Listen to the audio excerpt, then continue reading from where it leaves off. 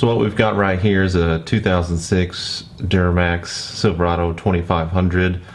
It's got about 216,000 miles on it, and what we're going to do today is a Type A service. So lube, oil filter, check and inspect just about everything underneath, make sure that everything's still in tip-top shape.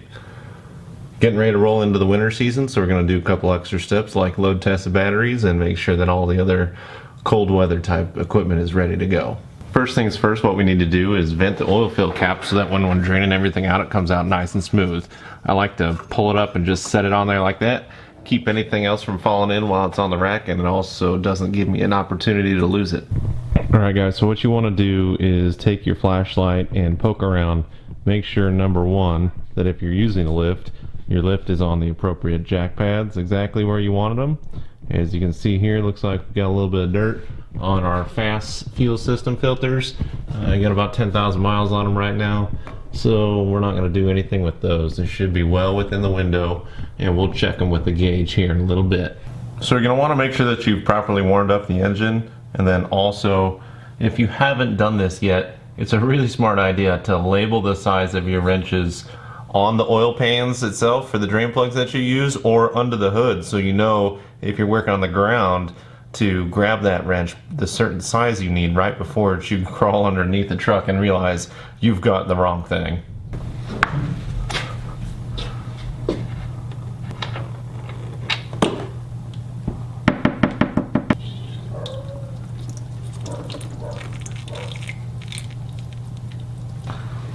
Alright, so when that finishes draining out, it's important to note that the oil plug on these are magnetic. There's a little magnetic tip on the end of it, and what you're supposed to do is clean that off with a towel and make sure that there's no excessive metal particles or any big chunks or anything on there, so that you know that the motor's good or has been hurt. Also, if you've not done this already, I upgraded to a copper sealing ring.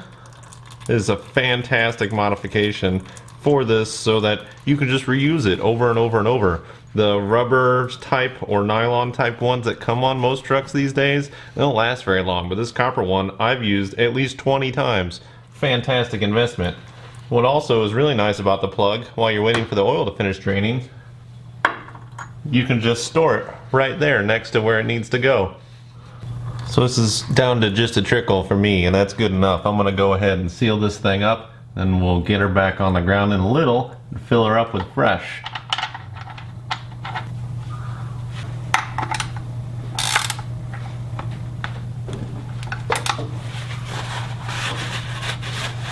Remember, tight is tight. You don't need to go crazy on this thing.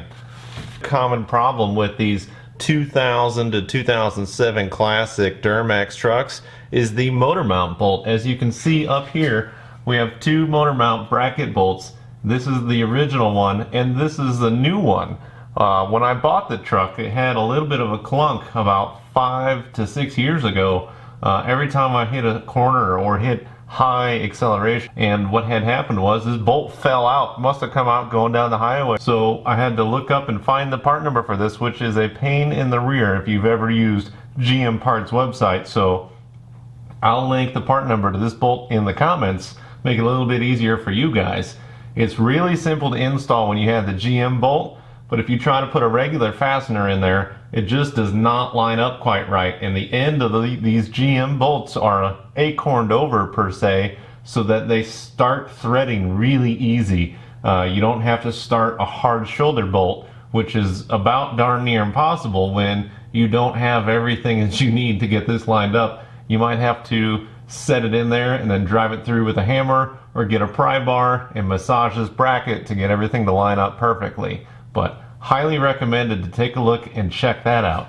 And if you haven't been doing this is a great tip for any truck owner. Take your oil filters that you put on, put the mileage you changed it at, and the date that it was changed. So this one's been in here for a little over a year. We did it 10/11/16, 208,833 miles. And the easiest thing I've used to get these things out are these really fancy oil filter pliers. If you guys haven't picked up a set of these, I'll link Amazon in the description below so that you guys can take a look and see if this is something that you would want to buy as well.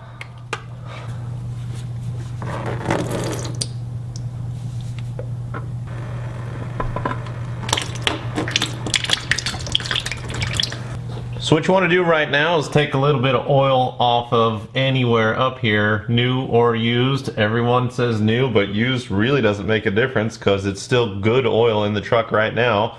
And apply a little bit of that to the O-ring. Very helpful to make sure that you have a good sealing surface. Also, take a little bit extra and just put it on the threads, and that's going to help that oil filter set in nice. As you can see, we don't have any gasket up here. If you like, you can go ahead and wipe it off, but as this is still draining, it's going to take a little while, so I'm just going to go ahead and run her in hot. We're using a Mobil 1 M1303 filter on this truck. If you've gone to do any part of your own independent research, bobistheoilguy.com. Fantastic. There's a bunch of really smart guys up there, and they ended up concluding for the LBZ engines, this Mobil 1 M1303 filter was phenomenal for this truck. High efficiency, very good particulate rating, and then we'll pair that up with some specialty oil, which I'll show you up top. So I noticed on my general inspection here, I was following these new Fleece Performance 5/8 transmission cooler lines down. If you have one of these, you know that these are a common problem from the factory. This upgrade was excellent, somewhat of a pain to install, but once I got it in and set up, it's been fantastic. No issues or concerns whatsoever. But as I moved down the line here, I noticed that this line right here, a little hard to see, this line right there is rubbing on the end of the stud for the steering damper. I had a clamp on that attached to a ground strap on the side of the engine block, but what had happened, it must have snapped and fell off. So what I'm going to go ahead and do is button that up and make sure it doesn't continue rubbing. Luckily, these hoses are so heavy duty, didn't have any issues, didn't cause a leak. And here's a cool new tip for you guys. If you haven't seen these things, this is a stainless steel cable tie. A lot heavier duty than those plastic zip ties that everyone's used to. This, I think, is going to do the trick. So let's get a little light on that situation. Here's the two hoses that I was talking about. This one is up nice and tight, but this one here is hanging down and is rubbing on the top end of this steering damper stud. So we're going to go ahead and get that tightened up.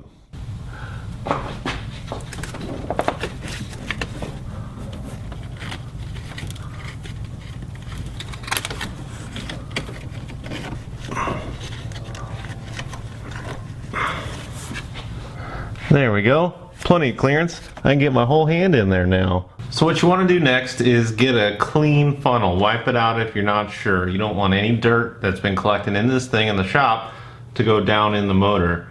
Then we'll go ahead and pull your oil cap off. Put your funnel in.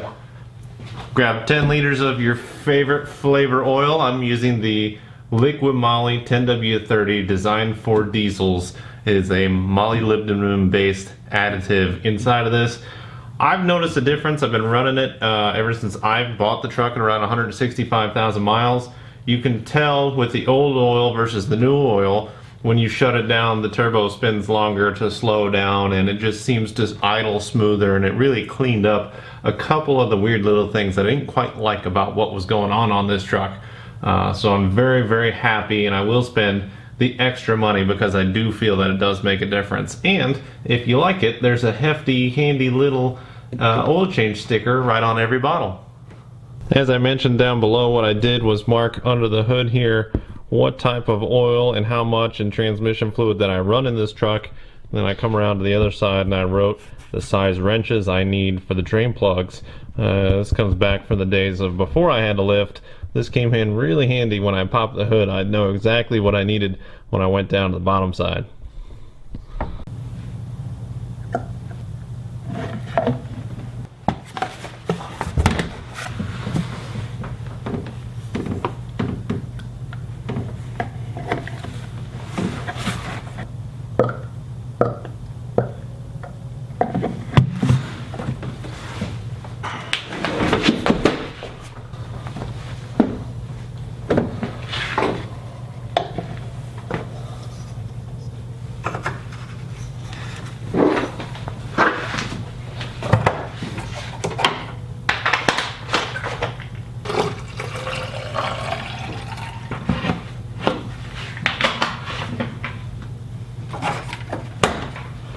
Okay, so here's another thing that's really super cool about these trucks is the air filter is a beast in these things. And if you know anything about diesels, you gotta have clean air. That turbocharger sucks a lot of air, and you start to get dirty air in there, you're gonna ruin things real fast with all the tight tolerances inside this motor.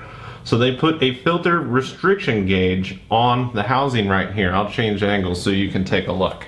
So this filter restriction gauge works by vacuum. As it pulls more vacuum inside of this tube right here, this gauge will creep down and down and down, and when it's out of the green and into the red line is when you definitely need to change it. I like to be a little more proactive.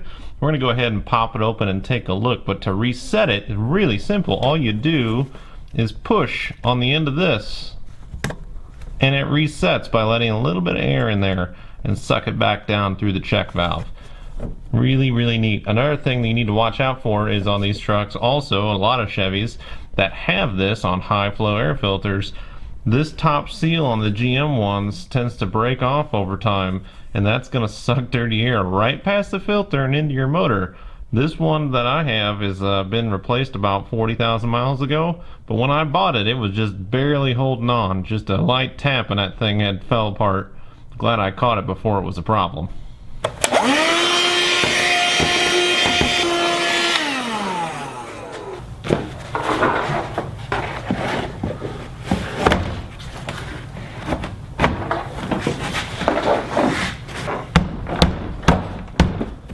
So when you put this in, obviously we had to kick it out of that notch. You need to make sure it's back in there, otherwise it's not sealed on the bottom.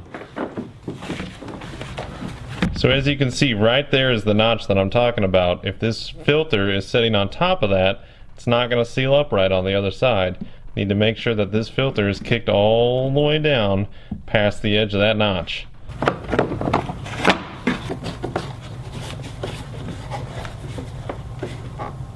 So what we're going to do now is check fuel filter pressure. So we'll remove our test port cap, put it in a safe place. Take our quick disconnect fitting, drop your cap onto the splash shield below, hook up your gauge, and we see we're right about 0, so we're leveled out pretty well. And what we're going to do at this point is fish out our cap from the splash shield. Once you've retrieved your test cap from your splash shield, make sure you put it exactly back where it was so that you can do it one more time before you're finished. Nah, I'm just kidding. What we're going to do now is trip the key, and I'll show you where we're at.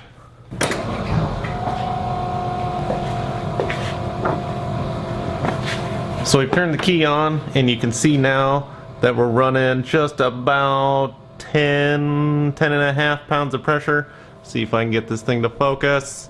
There you go. About 10.5 pounds of pressure on the lift pump system, so we know that we're in pretty good shape. A little bit of flicker means that it's constantly popping off and returning back to the tank. Pump sounds good. Everything seems to be good to go here. I should probably explain that this is the positive side. Now the key's off, we've leveled out, we're slowly dropping. Now I don't have a check valve in the system, so it's bleeding back through the pump. If we were on a normal fuel system, we'd be on the vacuum side of this gauge. And what we want to do is see it somewhere less than 9 or around 5 to 7 would be ideal. If you're over 9 into 10, 11, 12 or higher, you need to change your fuel filter immediately. Replace your test cap. Okay guys, so the next thing we need to do is check our coolant level right here in this tank. There's a high and low mark. You're supposed to do this when it's warm. It is not the end of the world if you do it when it's cold. I'm a little bit low, not quite sure where it's going or if it's being consumed. I'm not too worried about it because it's been pretty consistent over the years. I'm going to go ahead and top her off. Make sure you use a clean funnel. Either spray out the funnel you used for oil or just grab a different funnel that is clean.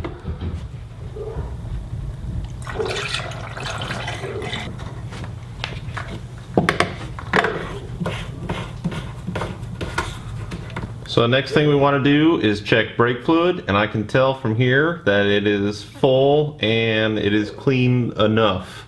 GM recommends flushing that out every 100,000 miles. I've done it probably in the last 13,000 miles when I put all new brake hoses on and front brakes on this truck. So I'm good to go on this one. You may have also noticed that I didn't grease any of the fittings on the front end and suspension, because I also took care of all that within the last 3,000 miles. I had it up on the rack to change some wheels and tires out, went ahead and I'd already lubed all that stuff up this time, so we might make another video on how to take care of that at a later date. If you're interested, leave a comment below.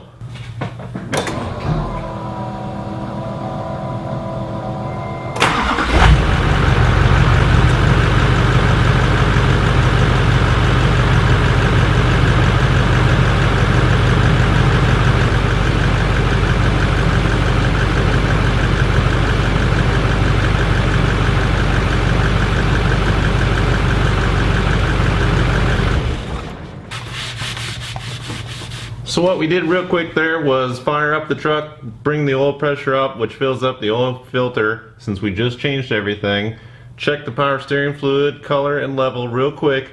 Pulled the transmission dipstick. Truck is cold now, so you have to use the readings on the dipstick for the cold measurement, not the hot.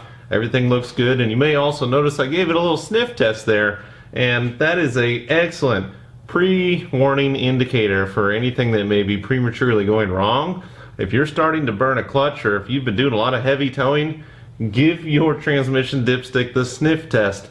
And if you smell anything burnt or abnormal, your precursor signs to having a problem with your Allison 1000 transmission. I run TES 295 from Transcend in this one. Seems to be working pretty good. Depending on if you have a 5 or a 6 speed, what year you have, you may have different experiences with Dexron or Transcend. Now that we've waited about a minute or two for the oil level to go back down, I'm going to go ahead and pull the engine oil dipstick here. Make sure that you're careful with the positive battery terminal right here. If this cap cover or protector is not on, you're very excellent angle to pull this thing out, touch that battery terminal, and short it out. And what's going to happen then is you're going to slightly weld your dipstick to the inside of the tube and the end of the battery, and then you have a hot live circuit right here, which if you don't pull off immediately is pretty darn bad. Let me tell you from experience that this thing's about 25 bucks and it is no fun to fish out of there.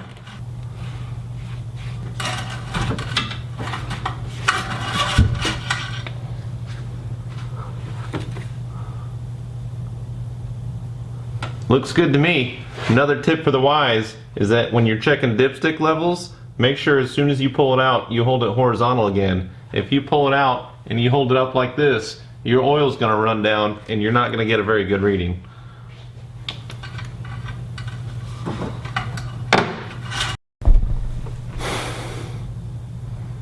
Well, it turns out that our battery load tester is missing. Big surprise. I'm gonna go ahead and have to skip that for this service. We'll make a different video on how to do that later. So that about wraps it up for winter maintenance. We're gonna go ahead and check all the lights and other bulbs on this truck. I think I've got one out in the rear because the left turn signal is going a little bit fast, and that little old lady crept up on me pretty darn quick. So we're going to take care of that this afternoon, and if you guys have any questions or any other videos you want to see about this truck, questions you might have after some of the topics I've discussed, please leave a comment below. If you haven't already done so, please like, favorite, and subscribe. I really appreciate it. Everything counts. Oh yeah, link in the description below for everything that I've used in this video.